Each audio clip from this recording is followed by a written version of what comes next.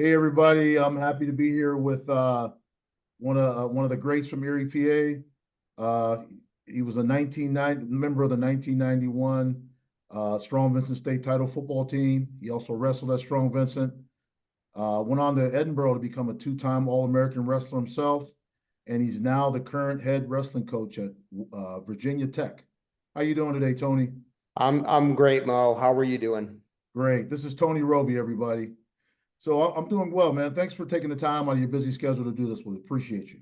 Yeah, it's my pleasure. I'm happy to reconnect. So excited to talk some football. I don't get to talk football a lot. I talk a lot of wrestling, but Yeah, yeah.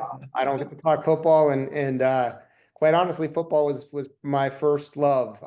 If I would have had the choice, I probably would have played football, but unfortunately, it wasn't in the cards for me. Right, right. So let's start off. Just talk about where you grew up, city, state, maybe a little bit about the neighborhood you grew up in. Yeah, I mean, I was born and raised in Erie, Pennsylvania. Lived in Erie and then went to college at Edinburgh. So was in Northwest PA, until I graduated college. So pretty much my entire life. And I think the unique thing about Erie, especially back then, it was kind of like a little bit of a fishbowl, in a sense where, I never really left very often. So and not only that I didn't leave Erie, I never really left my neighborhood very often. So, you didn't really know what else was out there in the world. So, athletics was great for me in that sense because it, expanded things and it allowed me to see a lot of different things. But I grew up in the on the Lower West Side my whole life. Lived I don't know if you remember where Gerboff Beer was, or I don't even know if that place. It was on corner of Sixth and Cascade. Okay, okay. We lived in an apartment above the beer distributor there for quite a few years, and then lived on 10th Street between Cranberry and Raspberry. Lived two different places there for a few years, and then ended up kind of, I guess, towards the end of my high school career and into college, when I would go home on Third and Liberty. My dad owned the bar, the Marina Inn on Third and Liberty, and Oh yeah. lived across the street. So yeah, man, I was that was it, man. We didn't venture out of that area a whole heck of a lot. Right. I think a lot of people in Erie have that same experience because like I grew up like on the opposite on the east side, Yeah. and like I always say, I live like kind of out towards Franklin Avenue, and growing up, getting donuts for us was Jack Frost. I didn't know about Mighty Fine Donuts until I moved like to the center of the city. Like didn't even know it existed. So I think a lot of Erie guys have that same experience. Yeah, without a doubt. I mean, I remember my grandmother lived in Wesleyville, and like when we would go out there, I mean, it was, it wasn't far, but I felt like we were going to a different state Right, almost. right, It right, was right, like, right. to me, it was really far. So it's all perspective. It's all, I get what you get accustomed to. And, for us, we didn't leave our neighborhood, man. We had, there was a lot of, at that time, the world was a lot different, and you were outside every day playing, Mhm. playing sports for us every day. And, there was a lot of friends that lived close by. It was, very urban, and, we didn't need a whole heck of a lot else outside of that. So, it was, really looking back on it, it was a great experience. It was simple for sure, but, I wouldn't trade it for the world. And I think it really, my experiences growing up there really, I think, kind of set the tone for the rest of my life. So I'm very grateful for what Erie, Pennsylvania did for me, and kind of, how it molded me. Right. Did you grow up? I mean, talk about your family a little bit. Did you grow up with both parents, one parent, siblings, things like that? Yeah, so yeah, both parents, but my parents were divorced. I think like seventh, eighth grade, my parents got divorced. So they weren't together. So I kind of bounced back and forth between my mom and my dad's house through that era. I had an older brother, TJ Robie, and then my sister, Carrie, was a younger sister. Um, so yeah, and then all of my extended family lived in the area as well, grandparents, aunts, uncles, cousins, everybody. I mean, nobody left. So I was probably the first guy to leave. Right.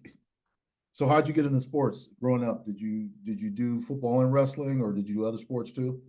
Yeah, no, I did pretty much everything. I think, organized and more a lot of unorganized stuff too, so you don't, one of the things now that I wish my kids experienced more was just like the ability to do things and place place, just sports, at the park and in the street and all the things that we did as kids. We play, all we did was play sports. Right. From the Mhm. time I can remember. My brother was about 2.5, almost 3 years older than me. And, so I think anybody that has older siblings, at least an older brother, and when your older brother's involved in sports and you're kind of tagging along a lot, with him and his friends, I think it helps you from a developmental standpoint because you probably take some beat downs, and I definitely took a lot of beatings, in sports and probably some fights too, over the years, Right. running around with that crowd. And then, obviously my set of friends as well. But yeah, man, all we did, I played a lot of organized sports. I started wrestling in first grade. My dad coached football. I started playing Bay City football when I was like, before you could play in the parochial league. I went to St. Mhm. Andrews, so I played for St. Andrews, and my dad coached. But I played 1 year, I think maybe in third or fourth grade for Mr. Rocco. Armin Rocco was the coach. I don't know if you remember those Yeah, guys, I know him. but Yeah. I was smallest guy on the team, and didn't see the field a lot, but yeah, and then played all through the parochial league at St. Andrews, and wrestled for St. Andrews, but played soccer, played baseball. And I think more than anything though, we played a lot of sports. We played Right. basketball. We played, we used to play street football. We called it step ball, like everything. We were competing every single All day, the time. Yeah. all the time, like all the time, every day. And I think that experience, is healthy for kids. I think it really helps develop some leadership qualities, when it's not organized and parents aren't kind of managing it or coaches aren't managing it. Yeah, it's just a different kind of experience. So, but yeah, that was kind of what we did, I was very fortunate in that sense to have that kind of exposure. I think it helped me develop as an athlete. Just it's funny. I coach now, and we have a lot of elite level athletes on our team, and we'll go play basketball or football, and it's amazing how bad some of these guys are. Quite honestly, because they're so specialized and they don't play any Right, right, right. sports, and it's like, it's kind of, not everybody, but a lot of them, guys that are great wrestlers and great athletes. It doesn't always translate. So, yeah, I think that was kind of my experience, getting into athletics. And my dad was a huge part of that. My dad coached all of our teams and, really, really pushed it hard. My grandfather, Joe Robie, was coached at prep for a while.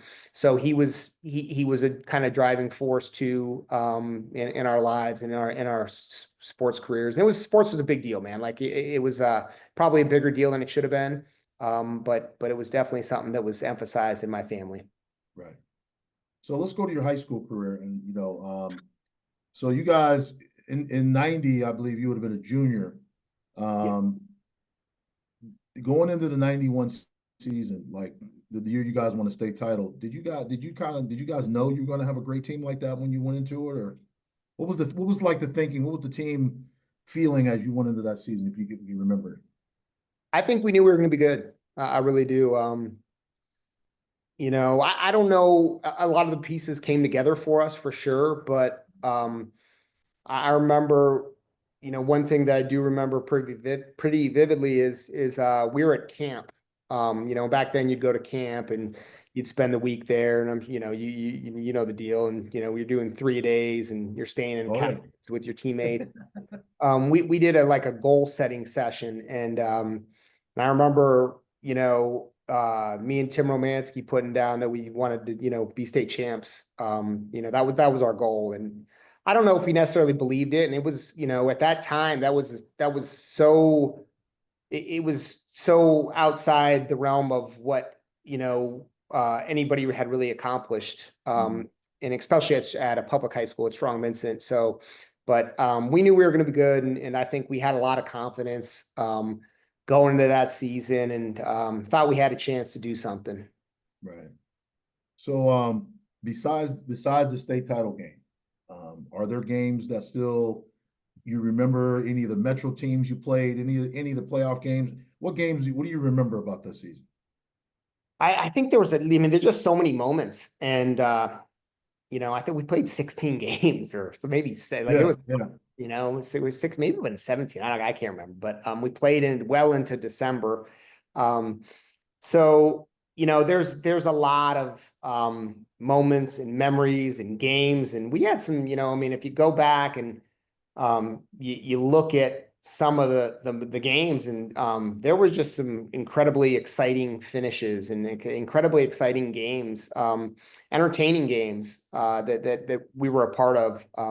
So I'm not, I don't reminisce about it a lot, but I think when I do talk about the game that we lost, is something that I probably remember more vividly for whatever reason than a lot of the other games. I felt like, it was a great game, and When you guys but played it's prep? something we'd like to get, like, I wish, it's one you wish you could get back, because I think we could have won. I know we could have won, and they had a great team for sure, but the crowd was incredible. It was just such a huge moment, to be such a big thing to be a part of at the time. There was more than 10,000 people, I think, at the game, which was, unheard of back then. So the hype, and so for me, I have a lot of memories of that game, some good and some not as good, but yeah, that's probably the one that sticks out the most for me, besides the state championship game, probably. Yeah, you talking about when you guys play prep, just for people out there who, Yeah. I remember I was a sophomore that year, and my brother and I used to walk to the games, and we went to every game. Yeah. I came in, I was just amazed, like how many people, like I've never seen that many people in the stadium. For me, Yeah, I and had the never weather was seen terrible too. It was pouring it. Yeah, down rain. It was an awful night, but yeah, it yeah. was it's pretty neat, right? Oh yeah. And I can feel what you're saying when it comes to wanting a game back, because my team, we made it to the Western Finals, and we lost 15-7, and we were inside the 10 to tie it up, and we didn't get in. So you replay those things, Yeah. you know what I mean? Without a doubt, without a doubt. And Yep. there's, yeah, and that's something that I think, when I get together with some of my old buddies, I think that's something that we certainly talk about. And it was for us, it was we had a chip on our shoulder, especially in that game, just because it was, kind of night and day, the two schools, and it was just, it wasn't, the playing field wasn't even. And I think we wanted to really kind of make a statement in that Right. game. And unfortunately, I think we did, but we didn't. You want to get the win at the end of the day. And if we would have had that one, that would have been pretty special. Right. Right. So what are some things that you think made that team so great? What do you think? What are some attributes of that team?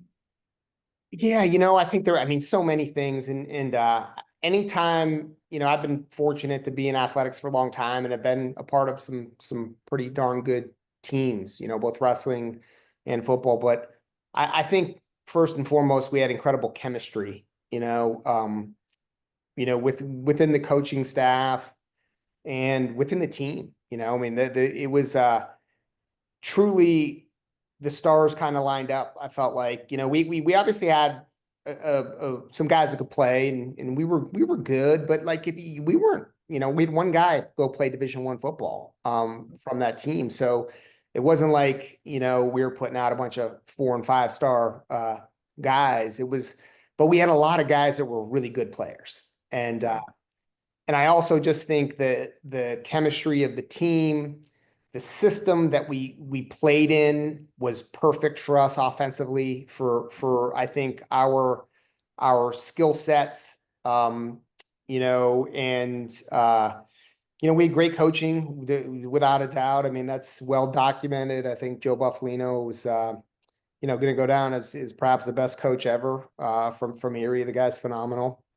But as much as anything, I think anytime you accomplish something that's significant and great, you have to have some intangible qualities. And I think we had a lot of intangible qualities that in athletics you don't necessarily see, right? You can see how fast somebody is, you can see how strong they are, you can, their 40 time, their wingspan. We probably didn't have a lot of that, but I think we had guys that were really tough, that really wanted to win. And I think we're really unselfish too at the same time. And it just, like I said, I mean, it was a culmination of a lot of things, but those kind of intangible qualities, the toughness, the desire, the work ethic, the will to win. Man, you can't measure how important that is when it comes to success in athletics. And I think we won a lot of games, just on will and desire, and making a decision that that we're gonna get it done when it mattered. Right. So, I once again, one of your games I watched was the Lock Haven game. I know you made a play at the end. I think you made the tackle at the end of the game or something like that against Lock Haven, and you guys ended up winning the game. And also, I went on and watched the third quarter of your state title game, and I remember like specifically you punted to them twice, and you went down and really smacked the guy. One time, you even made him fumble. Do you feel like you brought that to the team, like that, just that toughness when you needed to play, make a play? What do you think you brought to the team specifically? I think, yeah, I mean, I don't know. I definitely was a competitive person, and wanted to win. Like, so yeah, I think, the toughness aspect is something in the sport of wrestling that's really, really, I think you develop at a high level. And the physical aspect of it, I think I played pretty physical, and I wasn't afraid, and that was something that I probably was instilled in me from a young age. So I don't think I was, there wasn't a lot of fear. Let's put it that way. Like, there was no fear. And I think no moment was too big. And that was part of it. So, I don't know. That's probably a better question for my teammates to answer. But I do think that I do think that there was a huge competitive spirit, and that I think that carried over into a lot of situations. And just again, getting back to the whole desire thing. I think we wanted to win bad, and we played hard, right? And I think when you play hard, and it's good things happen for you. And I think that's something that we did as a team. Right. I know one of the guys, like I was telling you, one of the guys that was suggesting guys to interview when he suggested you to interview. He mentioned how tough you were, and he didn't even play with you. He played on another team, and he mentioned that. So just so you throw that in there. What about Thank what about Coach Buff? Any memory? Can you give me a memory of Coach Buff? And do you carry any of you, like the way you coach? Do you think any of that is in your style? Yeah, maybe a little bit. It's different. One of the things that I think Coach Buff was great. Like, he knew what buttons to push for sure, and he knew when to put his foot on the gas and when to put it on the brake, and kind of I guess just really motivate you. But I think one thing that people don't really know about Buff, and if there's one thing that I think that I probably got from him, is he was really a funny guy. And he was great at just making you feel comfortable and developing a relationship. I mean, he was intense, and that guy was, I mean, like, he could be real difficult for sure. And he probably did some things that you couldn't get away with nowadays for, in coaching. And but I think that the toughness started with him. And but he was great at he had a great sense of humor, man, and that guy could make you laugh. And he was really good at keeping the moment light when it needed to be light, and he was really good at getting you fired up when he needed to get you fired up. So that may be one thing that I think maybe I took from him a little bit. But there's so many memories of that guy. One of them that sticks out probably the most is I think it was my freshman year, and we were playing. We were playing at Sharon. I can't remember if it was the playoffs or what it was. I mean, I wasn't. They just brought the freshmen just so we could be on the sidelines. Right, So I right, right. wasn't in the game, but I remember at halftime, it was a tight game, and it was it was intense, and it's always intense with him, especially on game day. But we were me and Craig Benetti were like kind of fooling around at halftime and laughing and joking, and he absolutely lost his mind, like jumped over three rows of guys, grabbed Greg Benetti by his face mask and just like went nuts. But it was, I think, the first time that I was like, really wide eyed and Right, right, kind of scared of the guy. right. But you had that fear of him, but you also had that other side where he was really good at developing that relationship and kind of letting you know that he cared about you too. So and there was a lot of things that he did that people didn't see. I remember he would give Kareem Carson a ride to and from practice every single day. So just the time he put in and his family and that kind of stuff was pretty cool, and it made you want to play hard for him. And I Right, think that's important as a coach. Sometimes guys will play harder for you than they will for themselves. right.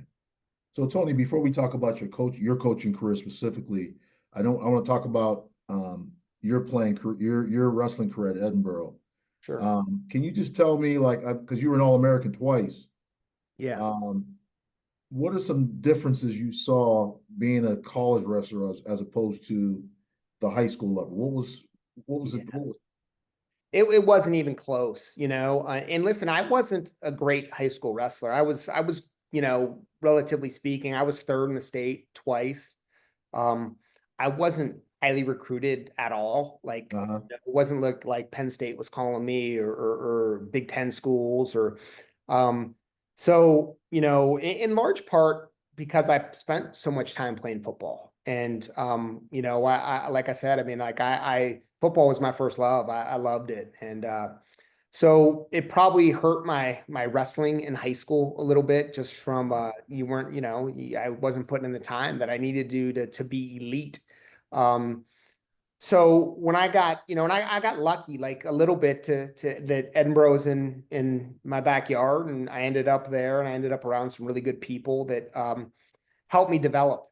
But when I first got to Edinburgh, I remember the first semester, especially, and really the first year was hard. I wrestled as a true freshman. I was in the starting lineup, and I think I finished the season like 18-13 or 17-13. So it wasn't, I didn't have a great year. I didn't even qualify for the NCAA championship. So um, it was a developmental process for me, and I was fortunate to be around some good coaches there too. A guy named Tim Flynn and a guy named Lou Roselli and Bruce Baumgartner.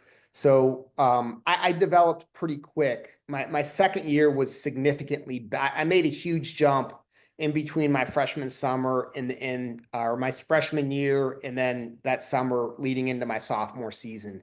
And that's, I think, when I made some big gains. And I think, I had a lot of, I guess, skills. I had a good skill set. I was a pretty good athlete. So there was a lot of upside, I guess, when you look at it from a coaching standpoint. But it had to be developed. And so for me, yeah, it was a huge transition. Like, I remember going to practice my freshman year and thinking, man, I don't know if I can make it. Like, I don't know if I'm going to make it 4 years. This is right. hard. Mhm. So, as I kind of got my feet underneath me and started having success and really bought into like the commitment and the work ethic and the discipline part of it and what it took to be good. I didn't know what it took to be good. And Right. once I figured out what it took to be good and then really embraced it and made that commitment, I made some gains pretty fast and had a pretty good career. I was fifth, and then I was second my senior year. And not most guys don't place higher in college than they do at the state tournament. So I placed higher at the NCAA tournament than I did at the high school state tournament, which is something I guess I'm proud of. Right. I also noticed real quick that you were on the dean's list. Is that big with you in your coaching now? Do you talk about the guys with that or? We do, yeah. I wish everybody would buy into it a little more sometimes. It was weird. I started to like school towards the end of my college career. So I wasn't the most academic guy in high school. Strong Vincent wasn't the most academically rigorous Yeah, place to go to school, and it wasn't emphasized a lot for me. But when I got to college, I think I just, grew up and my priorities got right. And I wanted to, kind of do everything well that I did. And, school kind of just fell into that a little bit. So yeah, it was a good experience. right. So you've been at the D1 level for a while coaching. Where are some places you've coached and what's it like being a Division I wrestling coach? Yeah, so I've been at Virginia Tech for 18 years. So man, I mean that's crazy. That's, when I say that, it's wild. It's a long time. But prior to coming to Virginia Tech, I was the head coach at Binghamton University for a short period of time, for a year. I was an assistant coach at the University of Michigan for 4 years. I was assistant coach at West Virginia for a year, and then I spent 1 year at Edinboro, like right out of college, coaching. So Okay. bounced around a lot. Probably cut my teeth at Michigan the most. Had some success there as a team, and had some guys do well individually. So, and then made the move down to Blacksburg in 2006. So, fortunate to be in a place like this for as long as I've been. It's an awesome place, and Virginia Tech is, a great place to work, and I'm grateful that my family can call this place home. But yeah, I think in terms of it's a great gig, I mean, I spoke at an event last night actually, and was talking about just, if you would have told me when I was, 18, 19, 22, 23 years old that I would be the head wrestling coach at Virginia Tech and would have had these kind of opportunities, man, I would have never thought that that was possible. So I'm very fortunate to be able to go to work on a college campus every day, and to be able to do what you love to do, and to be able to hopefully impact some people's lives positively. At the end of the day, I think that's really what this is about. So I'm blessed and grateful, and I couldn't be happier with what I do. Right. When you talked about like you said like when you were wrestling yourself, like it was tough, like you didn't know if you're gonna make it or not, but you finally bought into it. With guys is that like a something that they have to own or does the coach motivate that? What do you find when it comes to that? Getting guys to buy into that, like, hey man, this is what you got to do to be successful. I think you can lead them to water for sure, but they gotta drink. And Mhm. I just think that, I think accountability is a big thing. And I think that um, if you want to make the most of your opportunity, you've got to, it's on you. Like if your coach wants it more than you, it's going to be tough, So I do think, we have a saying that we say your future depends on a lot of things, but mostly it depends on you. And I really believe that. And I think when you start to invest a lot of your life and your energy, and you dedicate yourself to your craft, whatever it is, I think you can accomplish a lot of really good things, especially when you have you have your talent is at a high level. And most of the guys that are coming here, they're really talented kids. So, um, I think that's the approach. And it's all about just being the best that you can possibly be. Not everybody can win a national title, not everybody can be an All-American, but everybody can, at the end of their time, whether it's here, wherever it is, they hopefully can look back with no regrets on what they put into their sport, or what they put in their academics and the relationships, and all that kind of stuff. So, yeah, man, I think it's on the individual at the end of the day. Right. And the credit goes to the individual too. Like when they have success, Yeah. that's on them, that they're Right. the ones that have done that. We're just providing some support as coaches. Right. So in 2017, you became the head coach of Virginia Tech. Did you go in with some goals? Like, what was your outlook when you went into the program? Just to, just keep elevating it as much as possible. We were in a good spot. We were good. I'd been here. I was the associate head coach for 11 years before I got the head coaching job. And we had some really good teams, I guess so. I'm not a guy that necessarily puts, like, hey, right, want to win a national championship or but I want to help all our guys perform the best that they can, especially at the national tournament. I want our guys to really feel good about their experience when they're done, and I want them to, hopefully have accomplished everything that they could accomplish. And again, that's the way I look at my job is to help support these guys, provide them the resources, give them what they need and do everything we can to help them accomplish their goals. And, we've been that approach, I think, when you focus on the approach like that, the success is typically a byproduct of that. So, we finished seventh last year at the NCAAs, which is good. But we certainly we want to improve on that every single year. And we want to continue to have national champions, All-Americans, and, just build on the success that we've had. Right. Tony, can you give me an idea of like during the season, what's a typical day look like for you, or can you give us an idea of that? Or Yeah, I mean, it's weird, different times of year are different for me. I actually like the season, like once we get into the grind of the season, because I focus more on the wrestling part of it. uh, As the head coach, there's especially in this day and age with athletics and with NIL and with everything that's going on in college sports. It's easy that the coaching part of it, especially if you're the head coach, is not,